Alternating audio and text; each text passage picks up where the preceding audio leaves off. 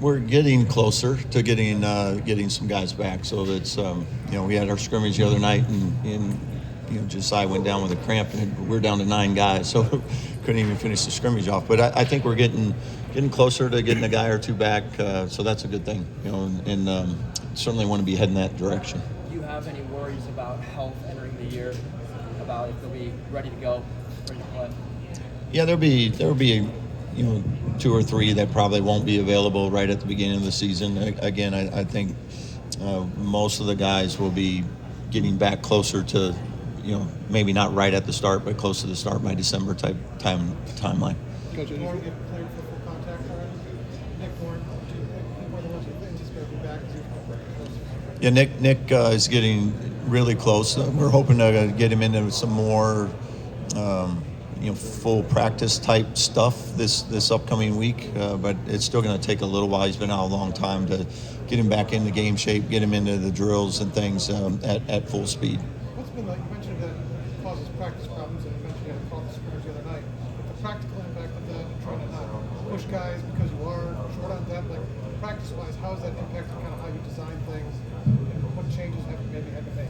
Yeah, we've been a little more careful maybe with how much up and down we do every day.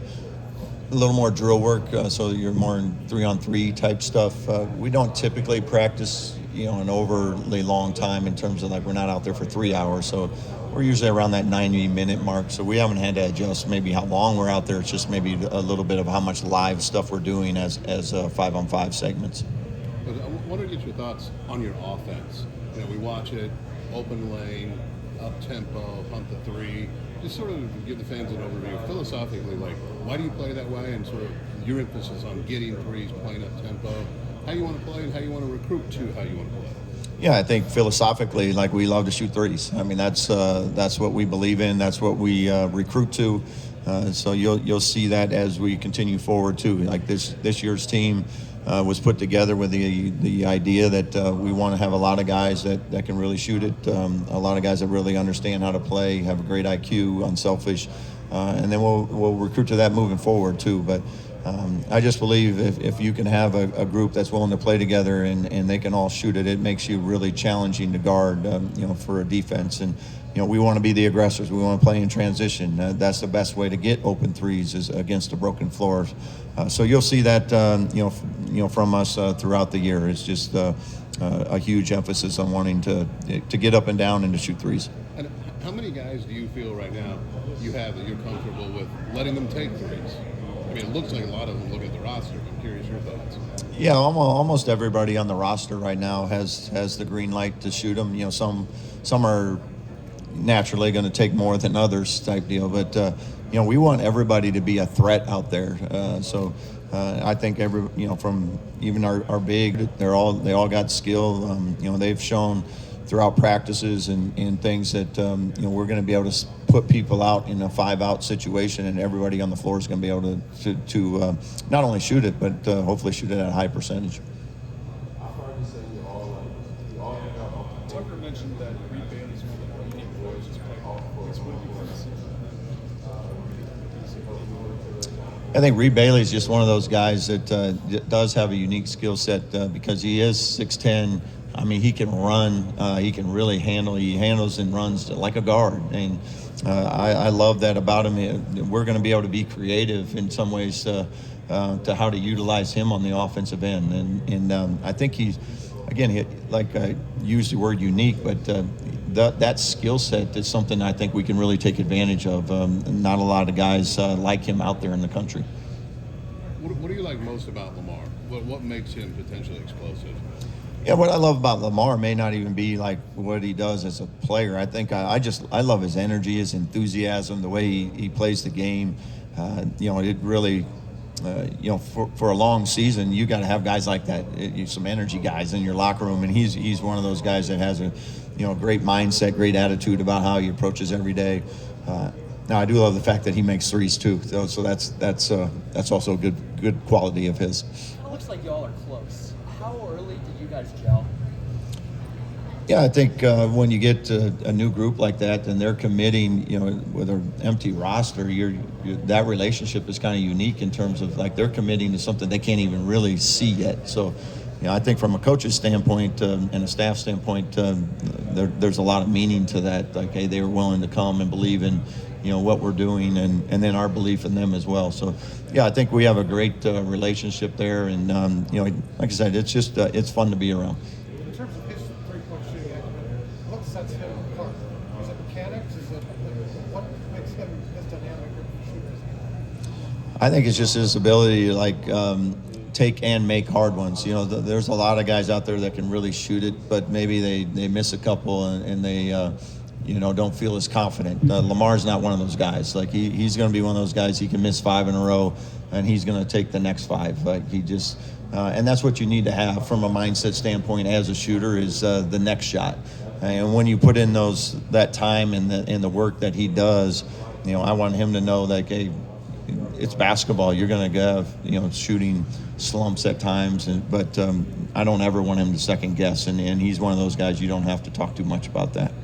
Coach, on defense, what characteristics are you looking for in a player to be successful in your defense, and what other attributes do you look for? For us as a defense, it's really a mindset. Like we want guys that want to play tough, want to play physical, but yet play with some discipline in how we're doing it. So we don't want to put people up at the free throw line 50 times a game while we're being physical. But we also don't want to be so passive that now we don't create kind of what we want on the defensive end in terms of taking them out of what they want to do. For us, being aggressive at spots, but also making sure that behind it we got great discipline and we're protecting one another. And that connectivity takes time. Because we don't play with a ton of rules, because I want guys to play fast and instinctive at both ends of the floor. So it takes them a little bit of time to figure out, hey, when do I switch, when do I not switch, those type of things. But you could see the progress we've made from June till now. And really, even in the last 2 weeks, I've really seen us take a jump defensively in how they're able to play off of one another, communicate with one another. For us, I think we have a chance defensively to be really good. I think we have some pieces there, some natural talent, and then also guys that understand positioning, that we can be a good defensive team. With all Darren has spent around Tucker with the game, when did you start to realize he could become something special? Yeah, I thought, I was joking earlier, like when he was in 8th, 9th grade, I have some coaching friends that I was like, I hope someday he can be a walk-on somewhere, maybe play Division II. And then between his sophomore and junior year, I had to reevaluate my evaluation skills. But that's when he really took the biggest jump. He grew about 3 or 4 inches, but you could see the confidence kind of starting to come through too. So that's kind of when I realized, like, yeah, he has a chance to be a good player and play beyond high school. Darren, as you came into this job, what was or is your appreciation for the IU-Purdue rivalry, and any perspective on how that fits into whether IU is successful, whether you're successful? Yeah, the IU-Purdue rivalry is one of the great rivalries in college basketball. So it's what makes college basketball so unique and special. Is you got two fan bases that are very passionate about their teams and programs. You're in close proximity to one another. You're recruiting a lot of the same kids, so you understand why that is such a great rivalry, and it's awesome for college basketball. It's awesome for college sports, and excited to be a part of it. Does it come up at all in conversations that you've had with the IU community as you're settled into this job? Yeah, I think every block that you walk, it comes up. So everybody has a passion for it, and that's a good thing. Defensively with Connor, fouled out I think in at least one of those Puerto Rico games. Do you give him the green light to just go all out all the time, or have you had to pull him back a little bit? Yeah, Connor's one of those guys. He does play so hard, and in Puerto Rico he might have fouled out of both, but he only played like 16 total minutes, so his fouls per minute was pretty effective. But no, he's one of those guys. I'm not going to pull him back. We talked to him about being smarter, not picking one up 70 feet away from the basket, but that's also what makes him really good at what he does. He's just always there. He's always underneath you, and I don't want to take that away from him, but we would like him to be on the floor a little bit longer than he was in Puerto Rico. A lot of debate about the lack of top end height on the roster, not having a 7-footer, but when you do have his taller guards, how does having size at the guard spot unlock more for you as a team? Yeah, having some size at the guard spot's good. Like positionally, we're really got pretty good height. You know, we're just even like Reed, he's 6'10". You know, Sam's 6'8". You know, got some girth to him, but so I think we have enough there. But having taller guards, longer guards, will also help us in some of the rebounding pieces too. So we're going to be able to, go rebound down. It's going to have to be more of a group rebounding effort for us to be a good defensive rebounding team. But I do like our positional side, overall. You take anything away from, as a first-year coach, take anything away from what Dusty May was able to do in his first year last year in the Big Ten? Yeah, he had a very good, first season, and I think for us, it's not always about, hey, so and so did this, or they accomplished this. I think it's more about us, and like our focus is like how do we get better every day? How does this group maximize itself? And then have an internal belief in what you can accomplish. We're really big on like the outsiders. Like nobody knows what our team is. Like we have 15 new guys. You've maybe seen a practice or two. Like we know what we are. We know what we have. We know what we need to do to be successful. And that's our only priority right now is how do we get this group to maximize its potential. On Lamar, how quickly did you realize he was an energetic, outgoing guy? No, I would say from his visit on, he's just one of those guys. He's just got a great personality. You get the chance to meet him, you'll know right away. He's just a fun guy. And you got to have guys like that in your locker room. Everybody's got different personalities within your locker room, but you need a guy like Lamar that has a smile on his face, brings great energy, and it's not always just when he's making threes too. He'll bring it every day. When it comes to Reed and Sam, what do you see in the lineups when they're on the court together versus being like that? Say that one more time. When it comes to Reed and Sam down low, what do you see in those lineups when both of them on the court together versus just Yeah, Reed and Sam, we actually had to play it a lot in Puerto Rico because of the foul trouble. So we played that bigger lineup, even though we weren't able to do it a lot in practice. And a lot of it was just we couldn't have both of them on the same team because we didn't have anybody else for them to go against. So, but we used it a lot in Puerto Rico, and it was pretty successful for us. So it's something we've worked on a lot more here this fall. But they both complement each other in different ways. They're both play well within our offense and what we do, but they can also utilize, like Reed is really good at facing up and driving it. Sam has a little more back to the basket type post-up game that he can utilize. Both are really good passers, very unselfish passers too. So we can play them together, we can play them separately, but I like what both those guys bring. How important is Tatum going to be to what you want to do on both ends of the ball this year? Yeah, Tatum's a big piece just because he's a paint toucher. You got a lot of shooters out there, but he's one of those guys that can create on his own. So that's a big piece for us. Is just his ability to get inside the paint, get in the teeth of the defense, and then have the ability to finish at the rim, or if he forces some help to be able to spray it out to our shooters. Darren, I'm curious with your background coming from the Valley and Drake, idea of tournament expansion has been thrown around. Do you have any opinion on the idea of expanding the NCAA tournament at all? I don't have a lot of it. If they decide to expand it, great. If they decide to keep it how it is, that's fine too. I just know we want to be a part of it. That's what I care about the most. On you and Tucker, what does it mean to you and to him to have this final season in college together, especially at a place like Indiana? Yeah, we're excited. And I'm excited for him to be healthy too. That's a big part of it too. So, to get to spend this time together, this journey has been a lot of fun, and we'd love to, end it on a very positive note this year. What's been the most rewarding part of coaching him? I think the most rewarding part of coaching him is just getting to see the work he puts in every day. When you have your son, daughter that is very passionate about something, to see them work so hard to achieve their goals and whatever it may be, but I get to see all that firsthand and watch the work transfer to the game floor and see the success he's had because of that work. You envisioned to get for him to have an off season. I guess he hadn't had one in 3 years. I mean, you've seen a difference, and how's he kind of taking advantage of being healthy throughout that season? Yeah, I think this year the surgery, taking place in January allowed him almost a full summer to actually lift weights, to work on his game. Before he hasn't been able to do any of that because he wasn't cleared really until kind of the fall to be able to do a lot of the lifting type stuff. So you can just see it in his body. He's really filled out. He's gotten a lot stronger. Maybe even more importantly, he trusts, having collisions and making contact. Both offensively, being able to bump people off, but in rebounding, all the things. Defensively, getting through screens, not having to avoid contact to protect the shoulder. So that's the part I think he feels great about right now, and that's why I mentioned excited for him to hopefully be able to play a season injury-free. Did he get frustrated at all? Is there a point where he was like, enough of this? Like, how was that to try to get 3 years in a row? Yeah, I don't want to speak for him, but I know for people that have been injured before and understand the rehab process, it's very time-consuming, meticulous. It can be frustrating at times because it takes what it takes to get it back, and then you're trying to rush back to get to a season and things. So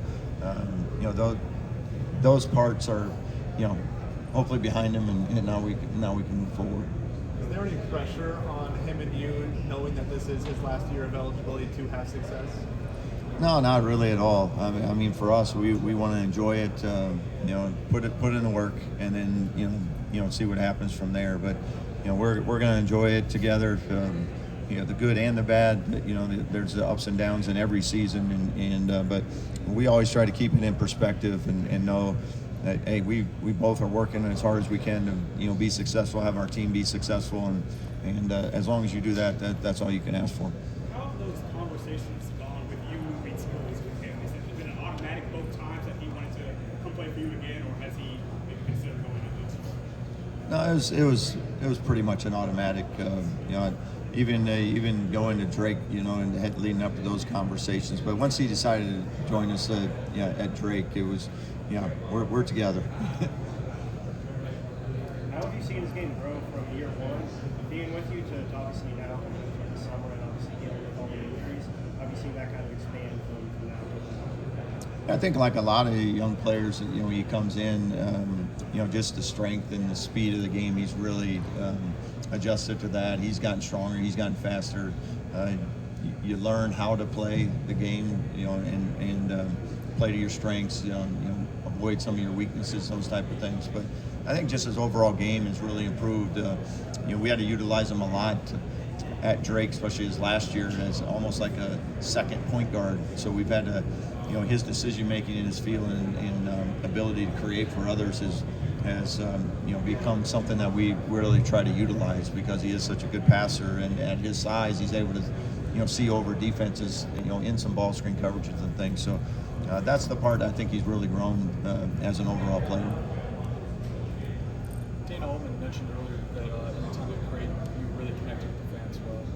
The scrimmage that meant to issues with fans. I guess, why is that something that you feel like you're doing for yourself?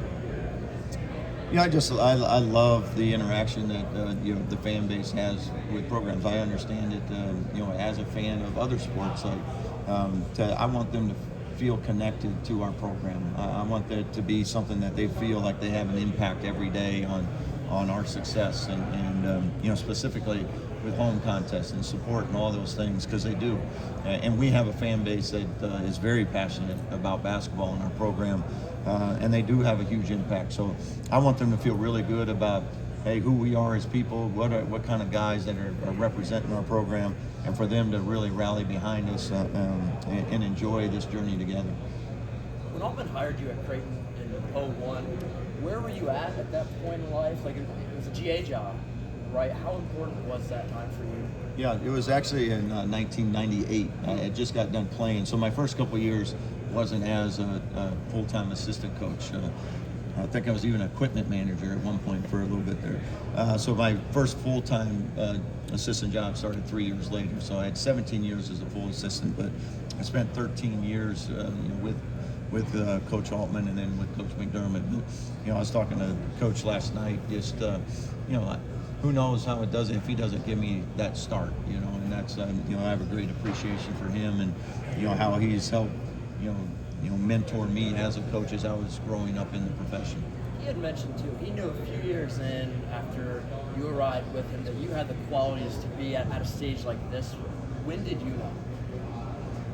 I don't know that as an assistant coach, I didn't worry. I was maybe a little unique in, I wasn't just, every day, just like, when can I be a head coach? I was happy in the space I was in and just continuing to learn and grow and kind of, like they say, be happy where your feet are planted. And I was extremely comfortable with that. My family was happy with it. And if the right opportunity ever came along, then great. But I loved all of my time there as an assistant coach and some great people along the way. With Josh, sorry, go ahead. With Josh and Josiah, what do you notice about their relationship? They've both known each other for a long time now. What do you notice about their relationship? Yeah, they obviously played together, so they have a unique relationship coming in. That when you got a lot of new guys, they at least knew one another. So, but they've been great. They're both good guys. They both come in and work every day. It's important to them. So it's been fun to have them. Forget one more question on Lamar, but when you hear that he's donated 6 figures of his NIL to Sam Houston, how does that hit you as a coach? Yeah, I think that says a lot about Lamar. When you're willing to give back to a place that is really good to you and help create an opportunity for you that put him where he is today. He just, like I said, he's just a great person, and that's I think says a lot about not him as a person and his unselfishness and is willing to give back and appreciate the people that helped him along the way. Talked about all the threes you guys played this season. Just how do you plan to kind of maintain a balance of getting those paint touches and still getting to the rim? Yeah, those paint touches are still important because they're what lead to three-point shooting. Like you can't just always shoot non-paint touch threes. That's not a high level of success. So we talk about shooting threes, but we also talk about paint touches a lot too for the same reason. We still have to put pressure on the rim, whether it be with dribble penetration or in what we do with cutting, being able to space the floor and put pressure on the rim for people to stop cuts or posting. There's a lot of different ways that you can get into the paint and then be able to play out from there. So we do emphasize that a lot. There's a lot of days in practice where we, have to get a paint touch before we shoot a three, even though we know what we want to really get to as an end result. So, yeah, those are very critical to our success as a three-point shooting team is getting those paint touches. I mean, we mentioned Tatum earlier. Tucker with his size is able to get in there, but it's more about the other 3 categories of relying on movement, cutting, getting some of those paint touches off of post-ups more than it is. We don't have a lot of breakdown type guys that can create on their own, so we have to do it maybe off of actions where we can get a guy curling off a down screen to get into the paint. Those type of things is how we're going to rely on getting most of them. You've been intentional trying to connect with the students. You're helping them move in August. You buy a rounded upstairs last week. Why try to get the students that involved right away? Yeah, I think we have a great student base. You have 7,500 tickets allotted for students. So, and then they love it. You walk around campus and they are so excited about being at Indiana, being a part of Indiana basketball. And like I said, I want them to feel that connectivity because it is a great relationship. Students impact so much of what our home court advantage is going to be, and I think Assembly Hall is one of those places just by the structure and how it's built, and has a place to be one of the toughest places in the country, if not the best, every single year. And our students are going to be what kind of sets that tone for us. Maybe. Darren, a couple of years ago, you were at a place where you have to win your league tournament to get in the field. That said, tournament expansion, if it happens, is that a good thing to get maybe an Indiana State a couple of years ago or teams like that into the field possibly? As I mentioned earlier, there will be powers above me that determine that. So we just want to be a part of it. That's all we know. So whatever, if it stays the same, if it grows, whatever it is, we just want to try to get ourselves in it. Your team in December is going to go down to Lexington and resume the Kentucky series. Obviously, you're new to Indiana, but do you have a sense yet for what that game's significance is? Yeah, I think it's an awesome series, for both programs, but I think for college basketball too. Indiana, Kentucky, really excited about that. The first year of a 4-year series. So again, exciting games, non-conference games. That's what we want. We want to create those type of stages for our guys to be on and go compete. challenge ourselves before you get into Big Ten play, and what not a better way to do it than to go on the road this year and have them come back the following year. An exhibition like Baylor early in the season too, how does that help? How valuable is a game like that? It's what I love about it is you get to get in front of fans, which is great. Play another high level opponent. They're always really good. We thought it would be a great game for both of us. We got the opportunity to play each other last year, so I think we both appreciate what this game does for us from a non-conference exhibition game standpoint. Of hey, give us a real barometer of like, all right, where are we at? We got a short period of time here to get some things figured out, but really give us a real clear picture of some things we need to clean up before we get into wins and losses. Is it valuable to get into the facility too? You've got a regular season game at Cambridge this year to play a game like that, just that kind of competition, and then also in a gym you're going to be trying to win a regular season game.